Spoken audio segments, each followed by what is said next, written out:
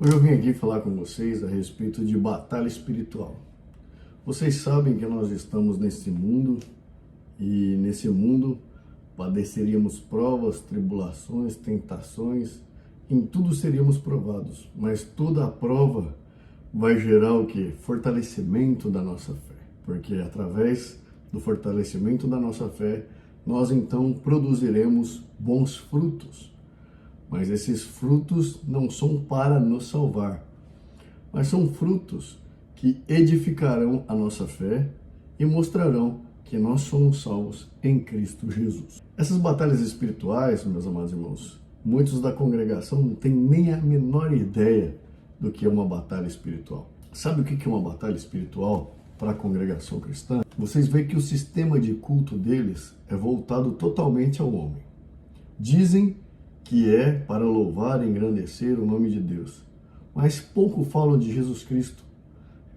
Na leitura do momento dito como palavra de Deus, não se fala muito de salvação, não se fala muito de Jesus Cristo. Você pode perguntar para 5 irmãos seus, como que faz para se salvar? Que eles irão se contradizer. Ninguém saberá como dar essa resposta, porque na verdade, além de não lerem as Sagradas Escrituras, a igreja não dota de um sistema nem de estudo bíblico, nem de incentivo à leitura das Sagradas Escrituras, e também não pregam uma exposição das Sagradas Escrituras, uma pregação que chamamos de expositiva. Ela vai ler aquele capítulo e vai falar exatamente o que o autor queria escrever, o que Cristo queria nos ensinar naquela passagem, ou o que Deus queria nos ensinar através do apóstolo, do profeta, que deixou nas Sagradas Escrituras. Porque todo o ensino bíblico, ele é voltado para uma só coisa: crescimento espiritual. E para que você se fortaleça espiritualmente e cresça, só é possível através de uma leitura sistemática e diária das Sagradas Escrituras. Não que tenha que ser todo dia, mas para o resto da vida do crente, ele vai ter que ser dependente da palavra de Deus, que é as Sagradas Escrituras. Então vejamos, uma batalha espiritual para a congregação cristã é nada mais, nada menos do que o irmão estar provado porque não consegue um trabalho, o irmão estar provado porque ele está com problema em casa, o irmão está provado porque ele está com problema no trabalho, o irmão está provado porque às vezes ele está passando por alguma situação de necessidade alimentar, o irmão está provado porque estão pedindo sua casa e ele vai ter que mudar e não consegue achar uma residência, o irmão está provado porque ele está com desejo de mudar para outro país e não vê caminho, ele não vê mais solução no país que ele está. O irmão fica provado porque ele quer fazer um negócio e não está seguro e queria saber se Deus abençoa ou não abençoa. O irmão está provado porque fez uma sociedade por conta e de repente ele quer saber se Deus está no negócio, se ele fez uma cagada. O irmão está provado porque está enfermo e não sabe se vai morrer e ele não quer deixar essa vida. O irmão está provado porque levou um grande prejuízo financeiro e ele quer saber se Deus vai abençoar ele, ele vai recuperar aquele dinheiro ou não. Você observa que os irmãos só buscam palavra e as provações dos irmãos são totalmente voltadas para as preocupações dessa terra. Você vê que a batalha espiritual do irmão da congregação cristã é totalmente voltada para os seus anseios materiais, para as suas concupiscências, totalmente voltada para as suas necessidades e anseios materiais. Aí ele fica provado. O irmão me xingou, meu Deus. O irmão falou comigo, Senhor, o Senhor vai tomar conta desse irmão? O Senhor vai castigá-lo para mim? Castiga-o, Senhor, tem misericórdia. Pesa a sua mão, Senhor, não deixa que isso aconteça. Ele falou alguma coisa de mim. Meu filho me xingou. Meu filho está rebelde, está indo para o mundo. Que provação, meu Deus, que provação. A batalha espiritual do crente da congregação é a batalha entre ele e os seus desejos não correspondidos, as suas expectativas não correspondidas. Enquanto a batalha espiritual que Cristo tem nos preparado é por um ensino falso falsas doutrinas, falsos ensinamentos, é ensino que nos leva à condenação da nossa alma. Sim, por exemplo, se eu digo que as Sagradas Escrituras não é a infalível palavra de Deus, automaticamente eu descarto a verdade e perco o quê? Eu perco o que me dá uma direção, o controle de qualidade. Sobre o que eu vou me basear, se isso aqui não vale? Somente sobre o que os outros falam. A batalha espiritual é contra esse tipo de coisa. É contra a tentativa humana, guiado pelo espírito do anticristo, que já está claro há muito tempo entre nós. Teve um irmão que até veio comentar a respeito. O espírito do anticristo está desde o primeiro século. Eu falo da congregação porque eu era da congregação, porque eu tenho familiar na congregação, eu tenho amigos na congregação, e o meu foco é abrir os olhos dos meus irmãos. Embora o Espírito Santo que há de converter eles e mostrar eles a verdade, nós temos que propagar o Evangelho. Nós temos que pregar a verdade. Cristo é a verdade. A palavra de Deus é a verdade. Nós vemos aqui em João 17:17. Santifica-os na verdade. A tua palavra é a verdade. Então é com base nisso que nós temos que estar sempre propagando o Evangelho. Porque o nosso Senhor Jesus Cristo não chamou os discípulos para fazerem um grupo de oração, para que eles ficassem calados, somente orando pela libertação dos povos. Não, não é isso. E a batalha espiritual que nós nos encontramos e que já está arraigada em nosso meio, e muitos estão passando despercebidos, porque o seu coração está somente nas coisas dessa carne, porque o espírito do anticristo está enganando todo mundo, é muito maior do que a gente pode imaginar. Já, então como que é a batalha espiritual? A batalha espiritual está no ensino fraudulento dentro da igreja. Sim, porque se eles não pregam Jesus Cristo e não pregam uma salvação pela fé, crendo no Jesus Cristo, nosso Senhor, eles estão servindo ao quê? Ao anticristo. Estão servindo ao espírito maligno, levando as pessoas para a condenação. A batalha espiritual está o quê? Combatendo tudo aquilo que te liga a Cristo. E o que nos liga a Cristo e a Deus é as Sagradas Escrituras. Então vamos combater ela. Ela não é infalível palavra de Deus, porque tem palavra de demônio aí. Então vocês veem que isso é batalha espiritual. Porque se eu não tenho o que seguir, se eu não tenho a verdade, eu tenho que me guiar pelo que os outros estão falando, não é?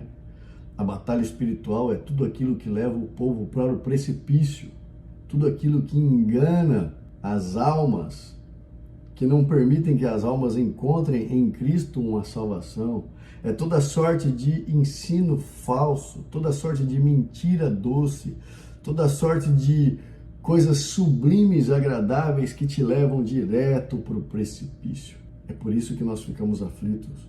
Alguns me perguntam, por que, João, você resolveu ficar falando da congregação agora? Já que você se desligou, deixa para lá. Mas em 1 de João, no capítulo 3, nos exorta as Sagradas Escrituras.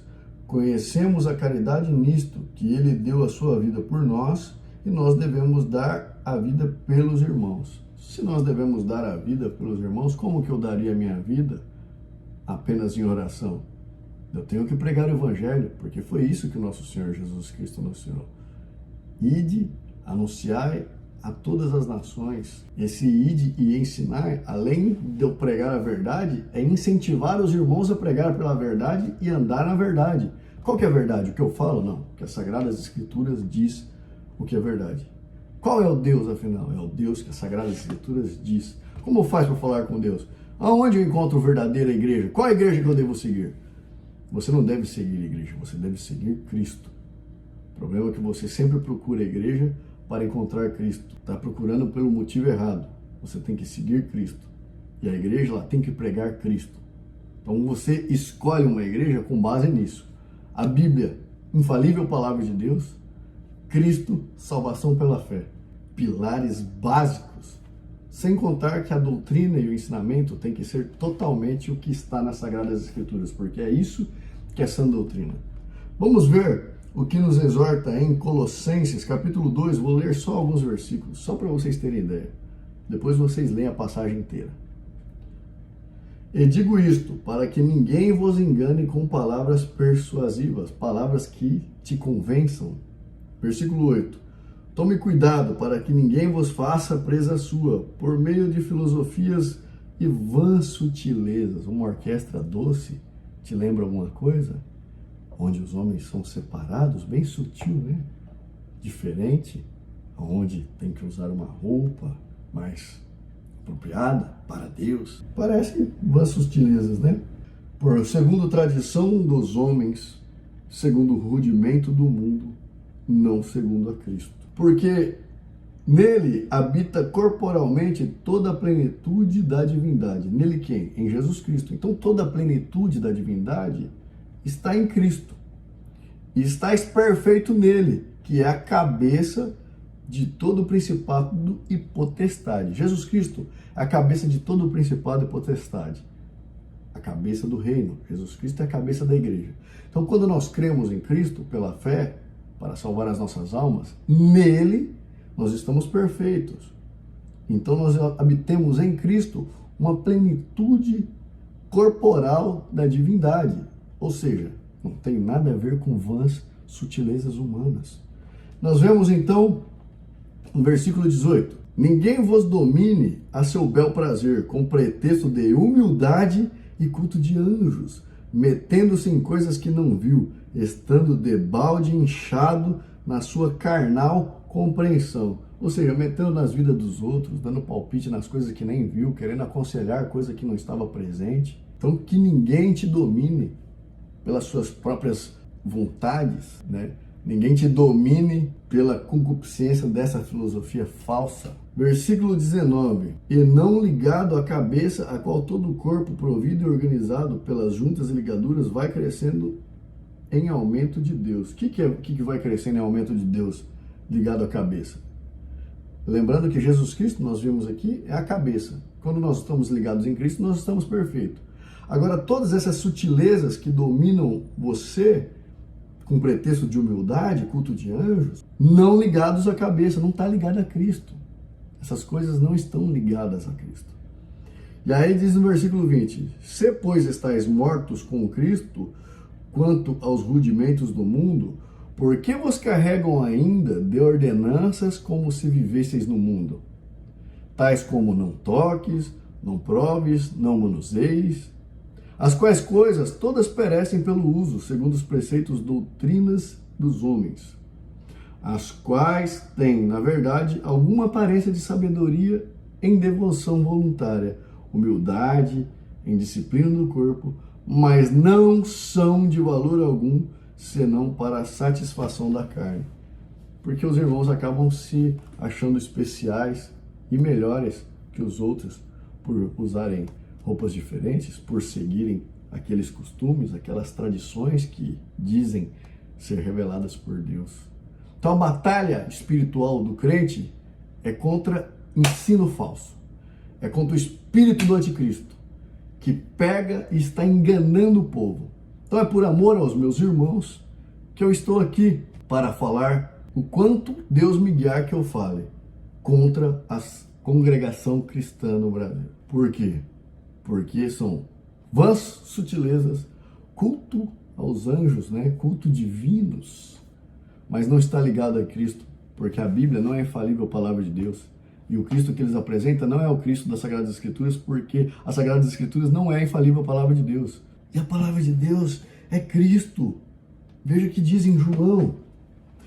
No princípio era o Verbo, e o Verbo estava com Deus, e o Verbo era Deus. Ele estava no princípio com Deus. Todas as coisas foram feitas por ele, e sem ele nada do que foi feito se fez. E aí nós vemos aqui, versículo 14, 1 de João. E o Verbo se fez carne e habitou entre nós, e vimos sua glória como a glória do unigênito do Pai, cheio de graça e de verdade. E ainda tem a passagem, que agora eu não vou conseguir achar, mas Jesus Cristo diz: examinai as Sagradas Escrituras, porque nelas contém a palavra de vida eterna e elas de mim testificam. Isso que é batalha espiritual verdadeira.